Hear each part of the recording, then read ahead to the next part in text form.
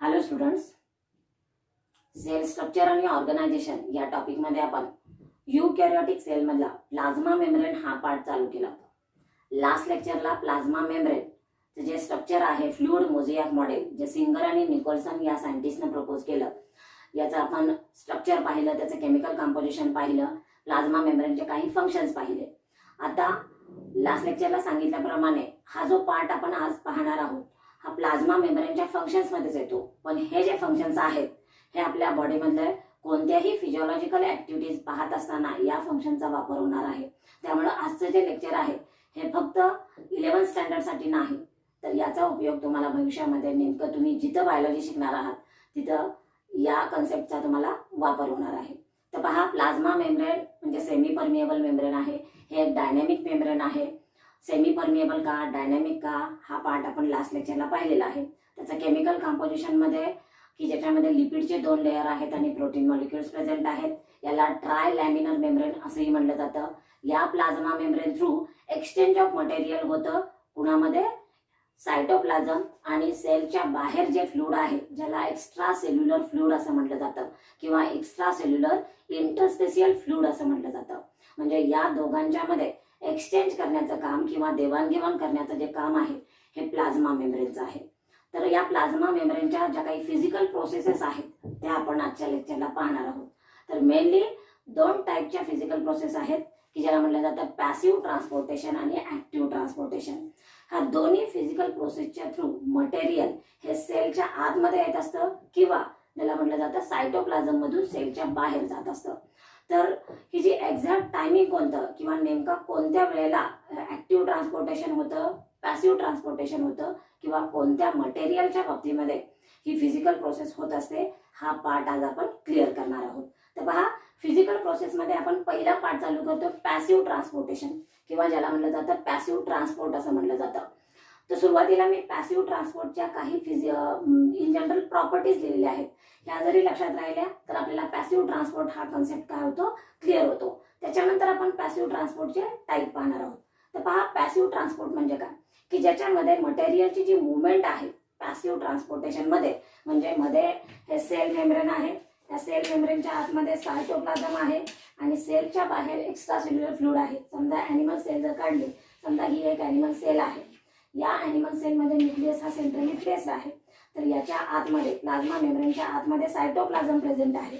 आता जेव्हा material transportation होत असतं तेव्हा ज्या 2 पद्धती आहेत किंवा फिजिकल प्रोसेस आहेत की ज्याच्यामध्ये पॅसिव्ह ट्रान्सपोर्टेशनचा आपण विचार करू की याच्यामध्ये जे एक्सचेंज ऑफ मटेरियल होणार आहे किंवा सबस्टन्स किंवा मटेरियल यांची जी मुवमेंट होणार आहे ही काय असणार आहे, अलॉंग कॉन्सन्ट्रेशन ग्रेडियंट. म्हणजे जे काही मटेरियल आहे की ज्याच्यामध्ये सॉलिड, लिक्विड, गॅसेस जे काही मटेरियल्स आहेत यांची मुवमेंट ही अलॉंग कॉन्सन्ट्रेशन ग्रेडियंट म्हणजे कॉन्सन्ट्रेशनच्या प्रमाणासोबत असणार आहे. समजा एखादं मटेरियल असेल की ज्याचं कॉन्सन्ट्रेशन सायटोप्लाझम मध्ये जास्त असेल, त्याचं कॉन्सन्ट्रेशन सायटोप्लाझम मध्ये जास्त असेल तेव्हा ते काय होणार, हायर कॉन्सन्ट्रेशन कडून लोअर कॉन्सन्ट्रेशन कडे. म्हणजे इकडे काय झालं, लोअर कॉन्सन्ट्रेशन आणि इकडे आहे हायर कॉन्सन्ट्रेशन. म्हणजे हायर कडून जेव्हा लोअर कडे जातं तेव्हा त्याला म्हटलं जातं अलॉंग कॉन्सन्ट्रेशन ग्रेडियंट. म्हणजे पॅसिव्ह ट्रान्सपोर्ट मध्ये जे मटेरियलची जी मुवमेंट आहे ही अलॉंग कॉन्सन्ट्रेशन ग्रेडियंट होत असते. हा पहिला पॉइंट अतिशय महत्वाचा आहे, कारण जेव्हा आपण दुसरी फिजिकल प्रोसेस पाहतो ऍक्टिव्ह ट्रान्सपोर्ट, ह्या ऍक्टिव्ह ट्रान्सपोर्ट मध्ये जे मटेरियलचं ट्रान्सपोर्टेशन आहे ही अगेन्स्ट म्हणजे कॉन्सन्ट्रेशन ग्रेडियंटच्या अगेन्स्ट होत असते, त्याच्या विरुद्ध काम करत असते. इथं काय होतं, त्याच्या सोबत जात असते. म्हणजे जिथे कॉन्सन्ट्रेशन जास्त आहे त्या रिजन कडून ज्या रिजनला कॉन्सन्ट्रेशन कमी आहे अशा रिजनला त्या मॉलिक्युलची किंवा सबस्टन्सची मुवमेंट होत असते.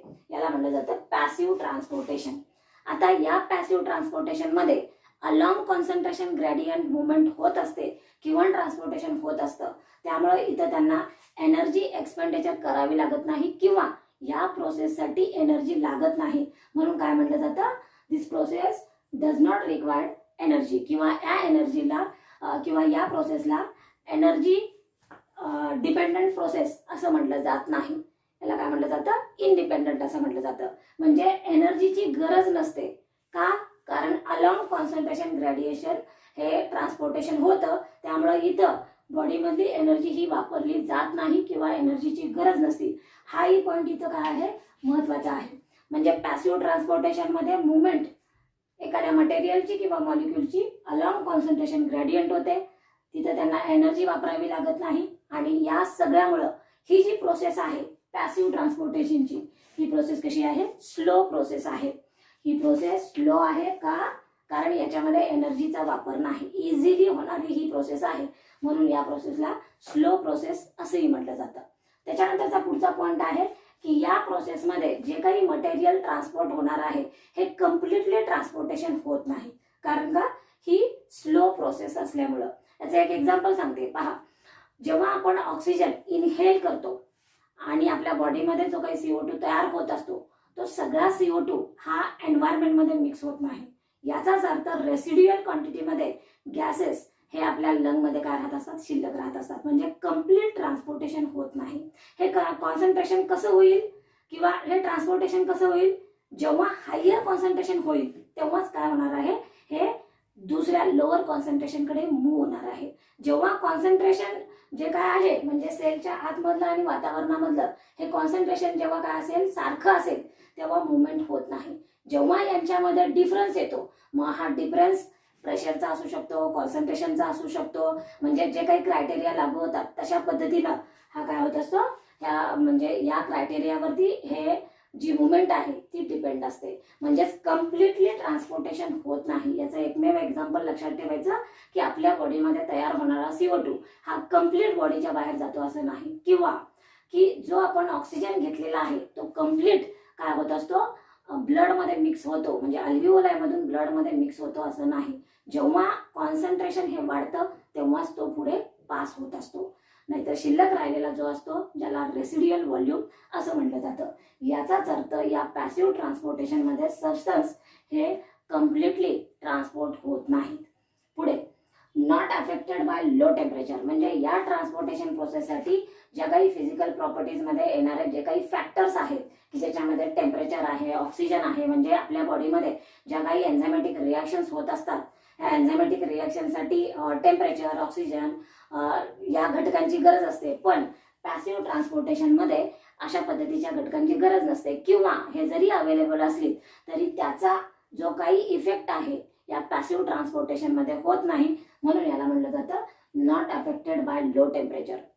जरी टेम्परेचर हे लो असलं तरी पॅसिव्ह ट्रान्सपोर्टेशन होणार, किंवा ॲब्सेन्स ऑफ ऑक्सिजन असेल तरी सुद्धा सेल थ्रू पॅसिव्ह ट्रान्सपोर्टेशन होणार, किंवा प्रेझेन्स ऑफ सायनाइड्स जरी असतील तरी पॅसिव्ह ट्रान्सपोर्टेशनमध्ये कोणत्याही पद्धतीचा बदल हा होत नाही. पुढे ही जी प्रोसेस आहे याला बाय डिरेक्शनल प्रोसेस असं म्हटलं जातं. काय बाय डिरेक्शनल प्रोसेस, म्हणजे कॉन्सन्ट्रेशन जर सायटोप्लाझममध्ये जास्त असेल एखाद्या मटेरियलचं, तेव्हा ते हायर कॉन्सन्ट्रेशनकडून लोअर कॉन्सन्ट्रेशनकडे जाणार, बरोबर. जेव्हा बाहेरचं कॉन्सन्ट्रेशन हे जास्त होईल, इकडं हायर आलं, तर पुढं काय होणार आहे, हायर टू लोअर यांची मुवमेंट होणार. म्हणून या प्रोसेसला काय म्हटलं जातं, बाय डिरेक्शनल प्रोसेस. म्हणजे जशा पद्धतीनं कॉन्सन्ट्रेशन चेंज होईल, प्रेशर चेंज होईल, अशा पद्धतीनं यांचा जो वे आहे तो काय होणार आहे, चेंज जाणार आहे. म्हणजे हायर टू लोअर हाच वे राहणार आहे. फक्त कुठून कुठे येणार हा फक्त काय आहे, तो डिपेंड आहे की ज्याचं कॉन्सन्ट्रेशन जास्त तिकडून लोअर कॉन्सन्ट्रेशनकडे मुवमेंट होणार. म्हणून या प्रोसेसला म्हटलं जातं बाय डिरेक्शनल प्रोसेस. पुढे आता ह्या पॅसिव्ह ट्रान्सपोर्टेशनमध्ये सुद्धा पॅसिव्ह ट्रान्सपोर्टेशनची अशा वेळेला काही होतं की अचानक पॅसिव्ह ट्रान्सपोर्टेशनमध्ये स्पीड येतो. हा जो स्पीड घेण्याचं जे काम आहे किंवा ज्यामुळं स्पीड येतो पॅसिव्ह ट्रान्सपोर्टेशनमध्ये, त्याच्यासाठी कॅरियर मॉलिक्युल्स प्रेझेंट असतात, किंवा या पॅसिव्ह ट्रान्सपोर्टेशनमध्ये कॅरियर मॉलिक्युलची इन्व्हॉल्वमेंट असते किंवा नसते. Carrier molecules may be involve और मे नॉट बी असं म्हटलं जातं. का तर पहा, आता हे कॅरियर मॉलिक्युल्स कुठं प्रेझेंट असतात. काल लास्ट लेक्चरला मी इथं प्लाझ्मा मेम्ब्रेनची डायग्राम काढली होती. या प्लाझ्मा मेम्ब्रेनमध्ये 2 लिपिडचे लेअर दाखवले होते, आणि प्लाझ्मा मेम्ब्रेनमध्ये डीपली एम्बेडेड, ज्याला आपण इंट्रेन्सिक प्रोटीन असं म्हणतो, असं स्ट्रक्चर दाखवलं होतं, ज्याला टनेल प्रोटीन किंवा कॅरियर प्रोटीन असंही म्हटलं जातं. तर पहा, या प्लाझ्मा मेम्ब्रेनमध्ये जे प्रोटीन मॉलिक्युल्स आहेत की ज्यांना कॅरियर प्रोटीन असं म्हटलं जातं, पॅसिव्ह ट्रान्सपोर्टेशनमध्ये हे कॅरियर प्रोटीन काय करत असतात, की एखाद्या मटेरियलला ट्रान्सपोर्ट करण्याचं किंवा प्लाझ्मा मेम्ब्रेन क्रॉस करून देण्याचं काम करतात. म्हणजे या पॅसिव्ह ट्रान्सपोर्टेशनमध्ये जेव्हा कॅरियर मॉलिक्यूलचा उपयोग होतो तेव्हा ही जी प्रोसेस असते ही प्रोसेस काय घेते, स्पीड घेते किंवा या प्रोसेसमध्ये स्पीड वाढतो. का? कारण कॅरियर मॉलिक्यूलच्या प्रेझेन्सीमुळे. म्हणजे कॅरियर मॉलिक्यूल्स हे सबस्टन्सला ट्रान्सपोर्ट करण्याचं काम करतात अक्रॉस द प्लाझ्मा मेम्ब्रेन. म्हणजेच इथं जे काही प्लाझ्मा मेम्ब्रेनमध्ये प्रोटीन मॉलिक्यूल प्रेझेंट आहेत मोझॅक मॅनरमध्ये, याच्यापैकी जे इंट्रेन्सिक एक्सट्रेन्सिक प्रोटीन मॉलिक्यूल आहेत याच्यामध्ये कॅरियर प्रोटीन, ज्याला इंट्रेन्सिक प्रोटीन असं म्हणतो, की जेव्हा काय करत असतात एखाद्या सबस्टन्सला प्लाझ्मा मेम्ब्रेन क्रॉस करून देण्याचं काम करतात. आता या प्रोसेससाठी एनर्जी लागत नाही. आपल्याला असं लक्षात येतं जेव्हा ऍक्टिव्ह ट्रान्सपोर्ट आपण पाहतो तेव्हा आपल्याला लक्षात येतं की एखादा जेव्हा कॅरियर मॉलिक्यूल हे काम करतो तेव्हा एनर्जी लागते. पण या पॅसिव्ह ट्रान्सपोर्टेशनमध्ये जेव्हा कॅरियर मॉलिक्यूल काम करतात तेव्हा एनर्जी एक्सपेंडिचर होत नाही. म्हणून कॅरियर मॉलिक्यूल थ्रू झालेलं जे ट्रान्सपोर्टेशन आहे याला पॅसिव्ह ट्रान्सपोर्ट असं म्हटलं जातं. का? एनर्जी लागत नाही किंवा ही एनर्जी एक्सपेंडिचरची प्रोसेस नाही. हे एकमेव कारण आहे. याच्याच मध्ये आपण कन्फ्युजन करतो की जे काही कॅरियर मॉलिक्यूल थ्रू ट्रान्सपोर्टेशन होणार आहे त्याला ऍक्टिव्ह ट्रान्सपोर्टेशन म्हणायचं का पॅसिव्ह ट्रान्सपोर्टेशन म्हणायचं. तर ही एक आहे पॅसिव्ह ट्रान्सपोर्टेशनची प्रोसेस आहे ज्याच्यामध्ये एनर्जीचा वापर होत नाही. त्याच्यानंतर या पॅसिव्ह ट्रान्सपोर्टेशनचे दोन मेन फिजिकल प्रोसेस आहेत की ज्याच्यामध्ये पहिला टाईप येतो डिफ्युजन आणि दुसरा टाईप येतो ऑस्मॉसिस.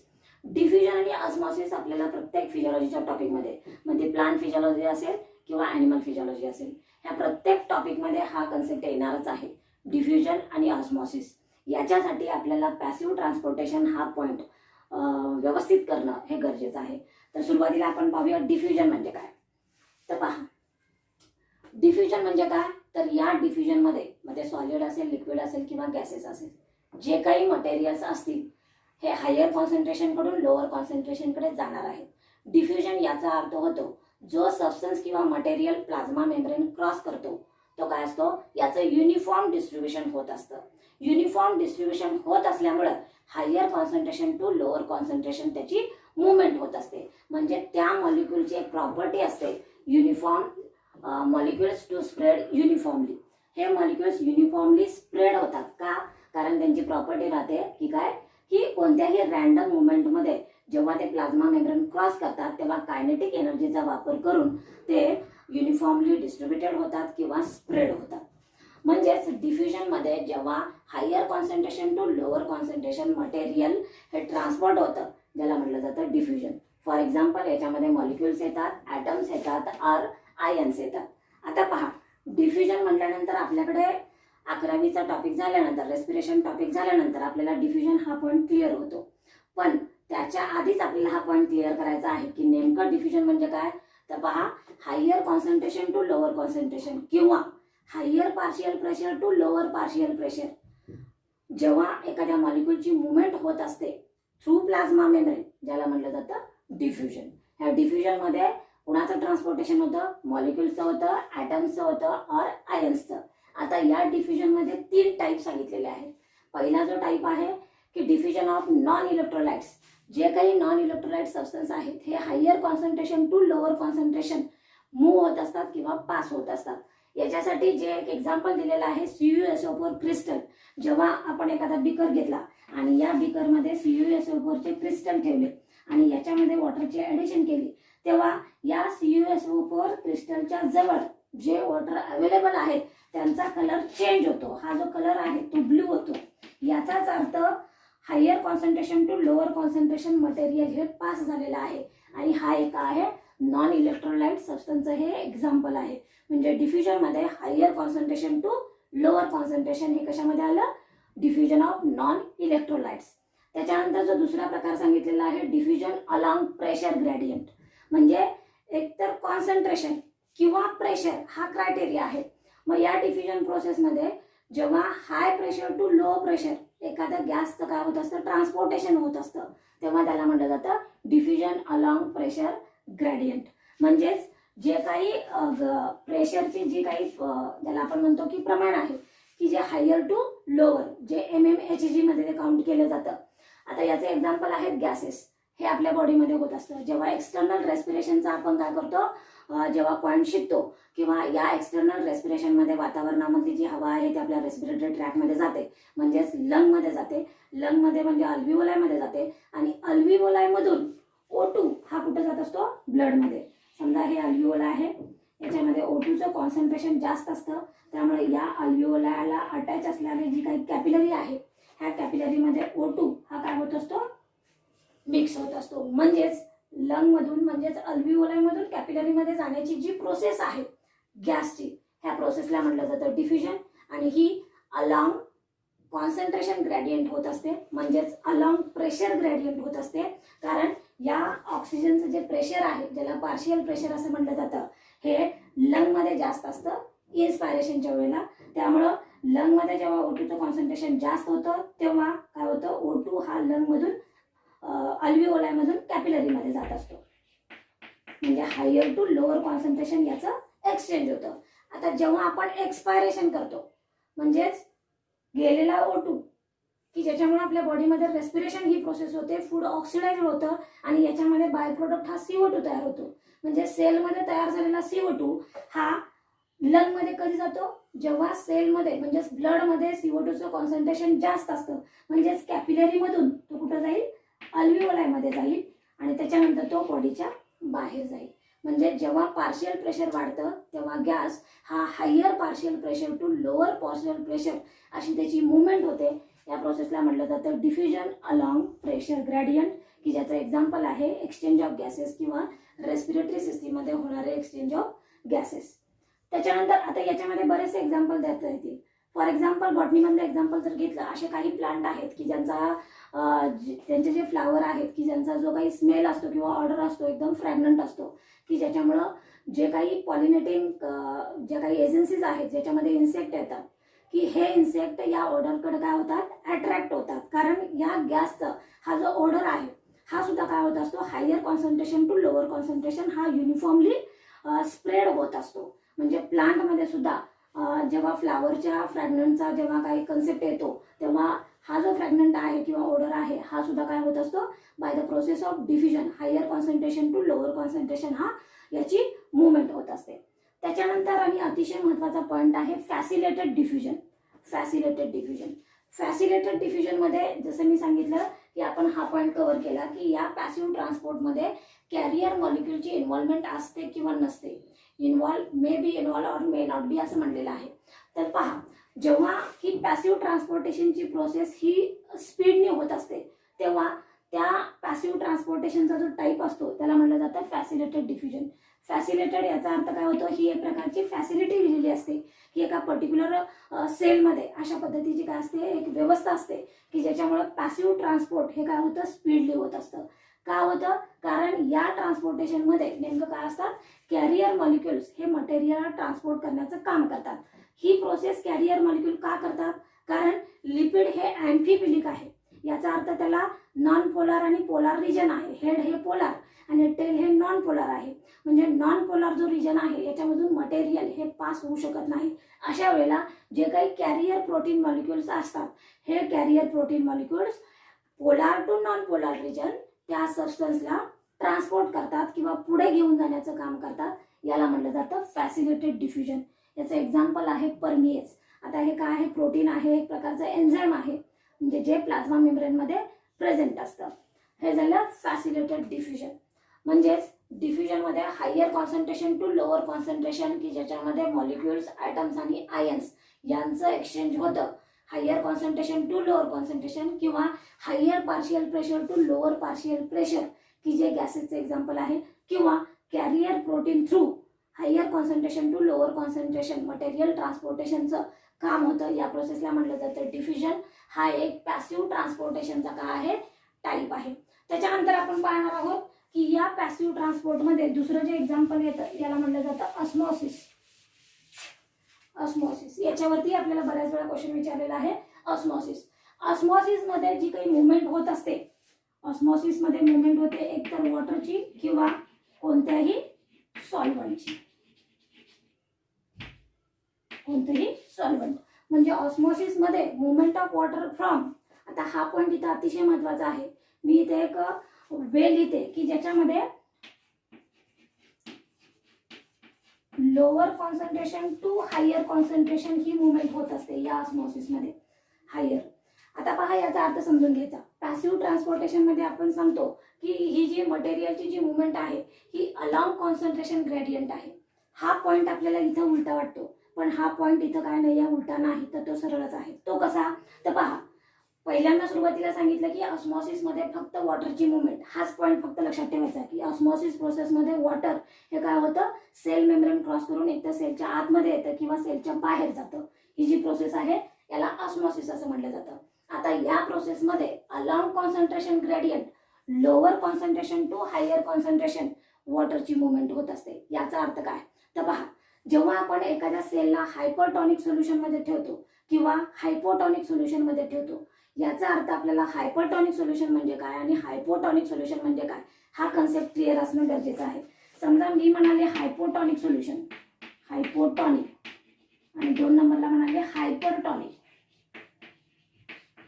हायपोटॉनिक सोल्युशन याचा अर्थ हे सोल्युशन काय झालं, डायल्यूट झालं. आणि हायपरटॉनिक याचा अर्थ काय झाला, हे सोल्युशन कॉन्सन्ट्रेटेड झालं. तर पहा, सोल्युशन म्हणजे जेव्हा वॉटरमध्ये एखादा सोल्यूट ऍड केला की काय होतं, सोल्युशन तयार होतं. तशाच पद्धतीने हे 2 प्रकारचे सोल्युशन्स आहेत. एक सोल्युशन आहे हायपोटॉनिक, दुसरं आहे हायपरटॉनिक.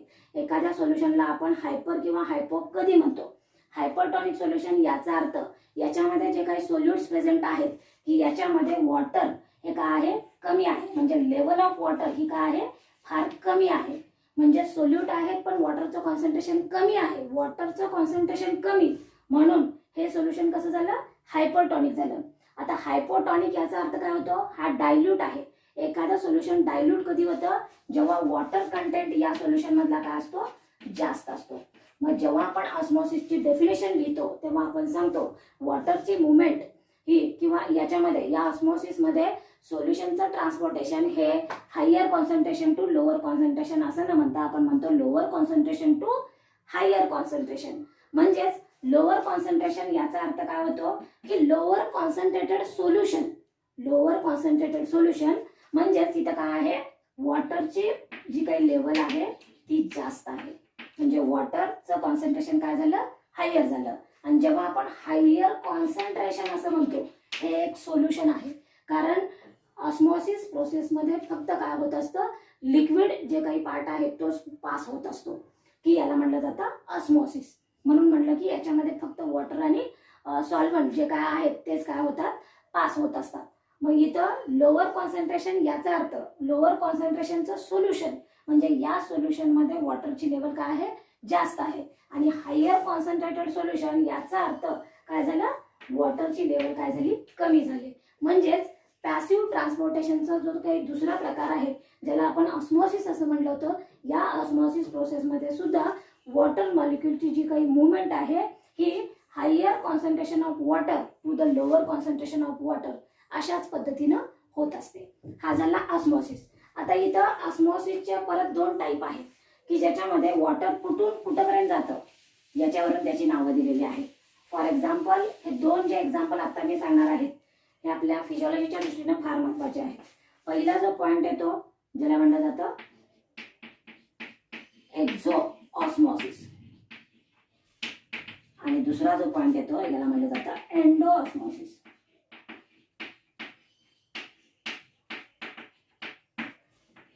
तर पहा, एक्झो ऑस्मॉसिस याचा अर्थ काय आहे की सेलमधून वॉटर बाहेर जातं, याला म्हटलं जातं एक्झो. म्हणजे वॉटरची मुवमेंट ही सायटोप्लाझम मधून सेलच्या बाहेर म्हणजेच कुठं, एक्स्ट्रा सेल्युलर फ्लुइड मध्ये होते, याला म्हटलं जातं एक्झो ऑस्मॉसिस. आणि जेव्हा वॉटरची मुवमेंट ही सेलच्या आतमध्ये येत असते म्हणजे वॉटर जे काय आहे ते सेलच्या आतमध्ये येतं, याला म्हटलं जातं एंडो ऑस्मॉसिस. म्हणजे हे जे 2 प्रकार आहेत एक्झो ऑस्मॉसिस आणि एंडो ऑस्मॉसिस हे कधी होतात, समजा एखाद्या सेलला आपण हायपरटॉनिक सोल्युशन मध्ये ठेवलं, हायपरटॉनिक सोल्युशन याचा अर्थ काय झाला, हे सोल्युशन कसं आहे, कॉन्सन्ट्रेटेड सोल्युशन आहे. याचाच अर्थ काय आहे की याच्यामध्ये वॉटरची लेवल काय आहे, कमी आहे. जेव्हा एखाद्या सेलला, म्हणजे इथे मी हा बीकर घेतला आणि या बीकरमध्ये एक सेल आहे आणि याच्यामधलं सोल्युशन हे हायपरटॉनिक सोल्युशन आहे. जेव्हा एखाद्या सेलला हायपरटॉनिक सोल्युशन मध्ये ठेवलं तेव्हा या सोल्युशनमध्ये वॉटर कंटेंट काय आहे, कमी आहे. पण हा वॉटर कंटेंट कुणापेक्षा कमी आहे, तर याच्यामध्ये ठेवलेली जी सेल आहे याच्यामधला जो सायटोप्लाझम आहे, या सायटोप्लाझम मध्ये वॉटर कंटेंट हा काय आहे, जास्त आहे. वॉटर कॉन्सन्ट्रेशन हे काय आहे, जास्त आहे. मग अशा वेळी काय होणार की higher concentration to lower concentration वॉटरची मुवमेंट होणार. म्हणजे या सेलमध्ये प्रेझेंट असलेलं जे वॉटर आहे ज्याचं प्रमाण जास्त आहे हे कुठून कुठून जाणार, हे सेलमधून सेलच्या बाहेर जाणार. जेव्हा मटेरियल सेलच्या बाहेर जातं तेव्हा त्याला म्हटलं जातं एक्झो ऑस्मॉसिस. याचं एक्झाम्पल आहे हायपरटॉनिक सोल्युशनमध्ये ठेवल्यानंतर जेव्हा सेलमधून मटेरियल म्हणजेच वॉटर हे बाहेर होतं किंवा सेलमधून वॉटरचा लॉस होतो तेव्हा ती सेल काय होते, श्रिंक होते. हा पॉईंट इथं लक्षात ठेवायचा. त्याच्यानंतर आहे एंडोऑस्मोसिस. एंडोऑस्मोसिसमध्ये जेव्हा आपण एखाद्या सेलला हायपोटॉनिक सोल्युशनमध्ये ठेवतो, हायपोटॉनिक सोल्युशन याचा अर्थ काय आहे, वॉटरची लेवल जास्त आहे आणि जास्त लेवलच्या वॉटरकडून हे कुठं जातं, सेलच्या सायटोप्लाझममध्ये ह्या वॉटरची एंट्री होते. याला म्हटलं जातं एंडोऑस्मोसिस. आणि अशा वेळी काय होतं, जेव्हा एंडोऑस्मोसिस होत असतं तेव्हा ॲनिमल सेल ही जास्त पाण्याच्या एंट्रीमुळे किंवा जास्त वॉटर मॉलिक्युलच्या एंट्रीमुळे प्रेशर जास्त होतं आणि प्लाझ्मा मेम्ब्रेन हे बस्ट होऊन ती सेल सुद्धा काय होत असते, बस्ट होत असते. सुरुवातीला ती सेल फुगलेली दिसते. म्हणजे जर समजा बेदाणे जर आपण पाण्यात जर भिजत घातले तर त्याचा व्हॉल्यूम वाढतो. हे काय झालेलं असतं, एंडोऑस्मोसिसचं एक्झाम्पल आहे. तशाच पद्धतीनं या ऑस्मोसिस प्रोसेसमध्ये वॉटरची जी काही मुवमेंट होत असते higher concentration to lower concentration, याच्यामध्ये आपण प्लांटमधले बरेच एक्झाम्पल पाहतो की पहा, जेव्हा प्लांट चे जे रूट्स आहेत किंवा रूट हेअर्स आहेत हे वॉटर सॉईलमधलं वॉटर ॲब्झॉर्ब करतात by the process of osmosis. म्हणजे याच्यामध्ये higher concentration to lower concentration ही वॉटरची मुवमेंट होत असते. हा झाला पॉईंट ऑस्मोसिसचा. पॅसिव्ह ट्रान्सपोर्टेशन आणि ॲक्टिव्ह ट्रान्सपोर्टेशन हा पॉईंट आपल्या दृष्टीने फार महत्त्वाचा आहे. आजच्या लेक्चरला आपण फक्त पॅसिव्ह ट्रान्सपोर्टेशन म्हणजे काय आणि या पॅसिव्ह ट्रान्सपोर्टेशनमध्ये ज्या दोन फिजिकल प्रोसेस येतात की ज्याच्यामध्ये डिफ्युजन आणि ऑस्मोसिस हे दोन्ही पॉईंट क्लिअर केलेले आहेत. त्यानंतर आपण नेक्स्ट लेक्चरला ॲक्टिव्ह ट्रान्सपोर्टेशन हा पॉईंट पाहूया.